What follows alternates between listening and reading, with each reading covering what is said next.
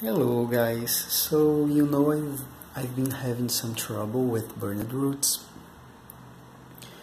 After I reduced the amount of fertilizer to acquire the recommended dosage, things got 60 to 70% better, but I still have some occasional burned roots, especially the aerial ones, and my Potinara red crab, it really don't respond that well.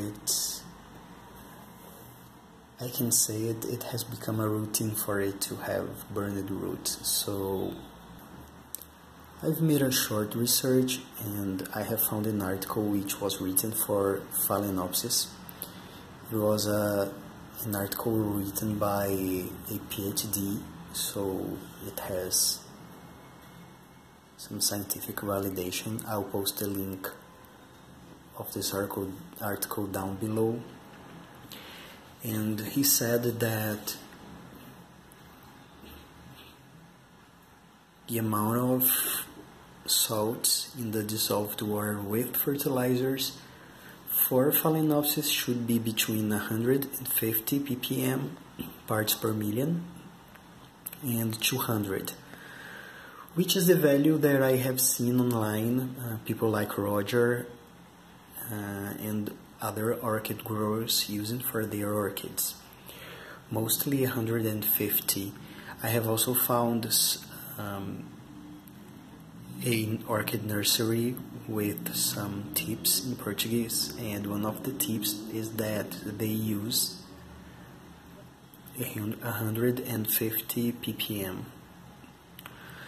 And about the pH of the water, the value that I have found is mostly between 5.5 and 6.5. I haven't found a scientific article about it, so that's my goal today.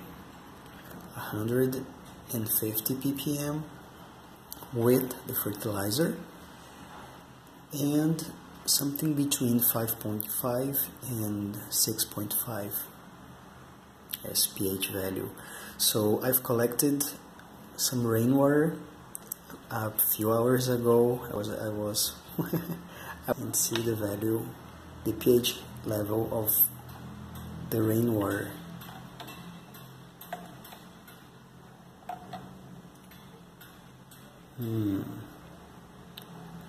This is interesting. It's a bit alkaline. This is a surprise. Now let's see what the TDS meter has to say.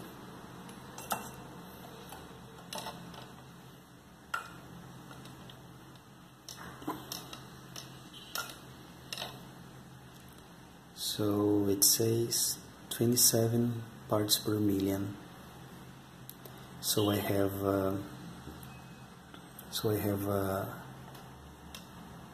an alkaline rainwater with very few salts dissolved in it. Okay, let's see the mineral water.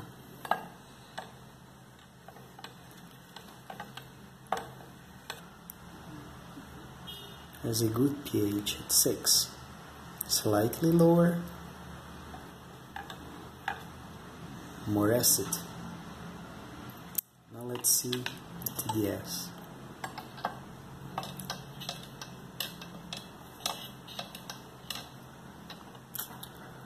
Alright, 97 ppms. Yep. Now let's check my tap water, which is the one I use to fertilize and to water my orchids. Let's see the pH value.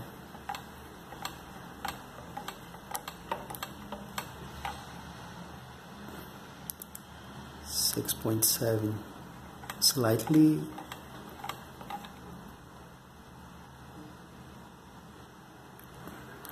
higher than the mineral water, 6.9. Now getting a bit neutral. Okay, 6.9 without any fertilizer, so I think 7. So I think when we add fertilizer, this will go down a bit, but now let's see the most interesting part. I know my tap water is pretty rich in dissolved salt, so now let's see how much rich it is. Oh, oh shit. I think we found the culprit to my burned roots. So my tap water has 221 without any fertilizer. This is the fertilizer I've been using. It's B&G. It's a liquid one that you mix in the water, and it's very well recommended here.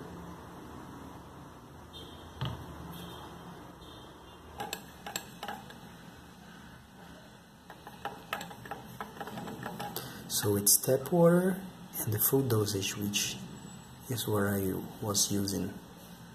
So 5.9, not bad. Now let's see.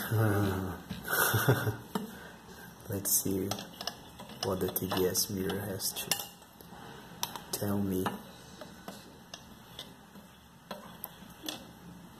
Oh my dear God. Oh my God. From 220 it jumped to 2070 almost. At least now I've got my explanation. After the problems began, I decreased the amount of fertilizer to a quarter of the dosage. So H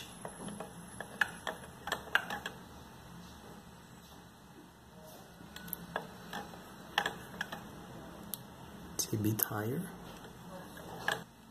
on the mid mark of 5.5 and 6.5, and woo!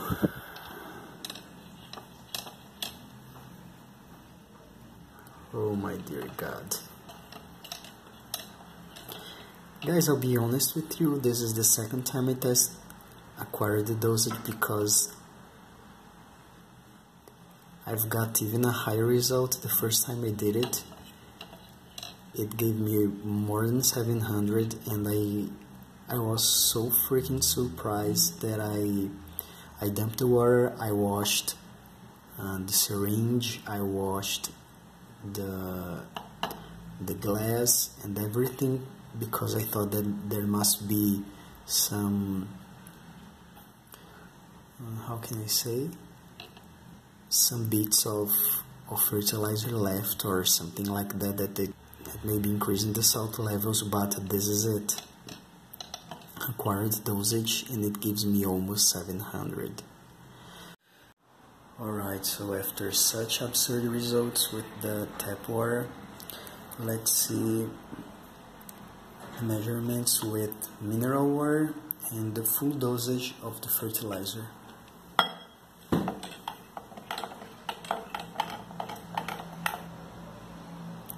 So the pH is 5.5.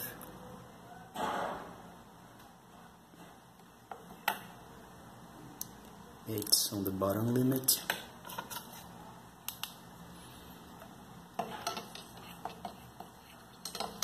And the full dosage.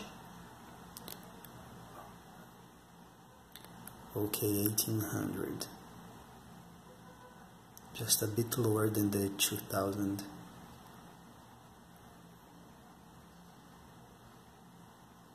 With tap water.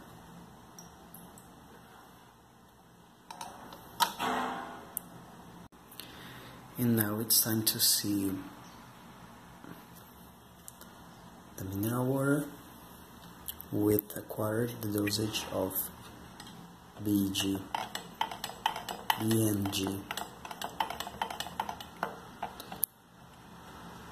6.1.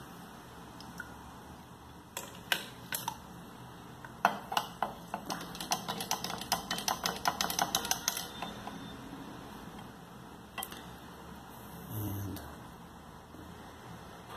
from 700 we went down to 560.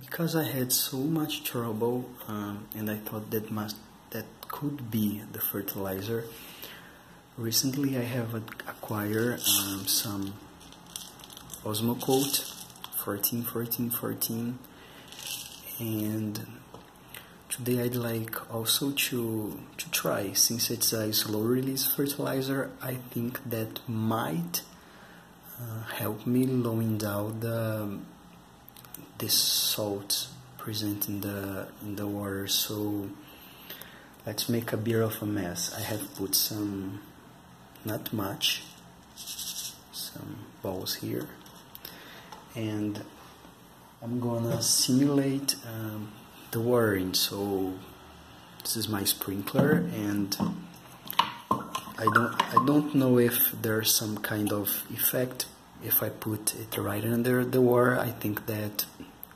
more salts could be released, so I'm gonna to simulate the way I water my orchids, and let's make a bit of a mess and see what happens.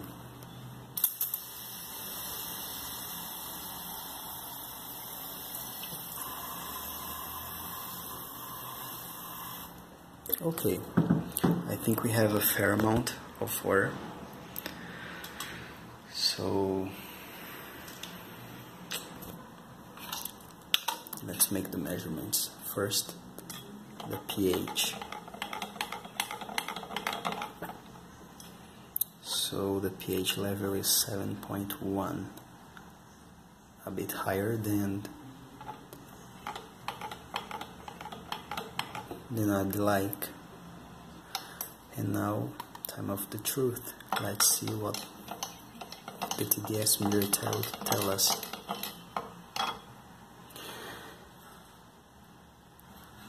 Yeah, okay. It's far from ideal. It's more than twice the minimum, the recommended dosage, which is 150 ppm, but it's better than 700, as you know. So far, tap water plus Osmocote has given me the less worst results, let's put it that way. I can collect water from the rain because it doesn't rain much here. We have 3 or 4 months a year of constant rain. Then this is practically it, because this is a semi-arid climate and I live in an apartment. So now it's time to see Osmocote and mineral water.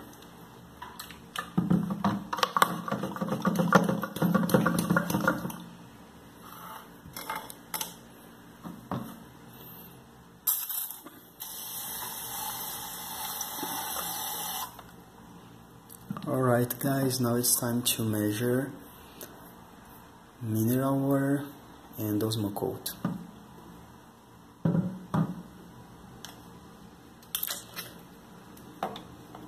Let's see the pH levels.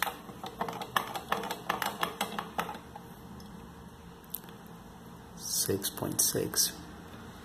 Remembering that my mineral water is more acid than the tap water, so we've got a better number than the previous one with 7.1.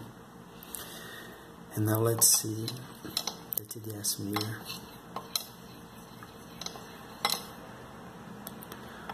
Oh, this is so much better, guys. It's not 150, but It's way more acceptable than 380.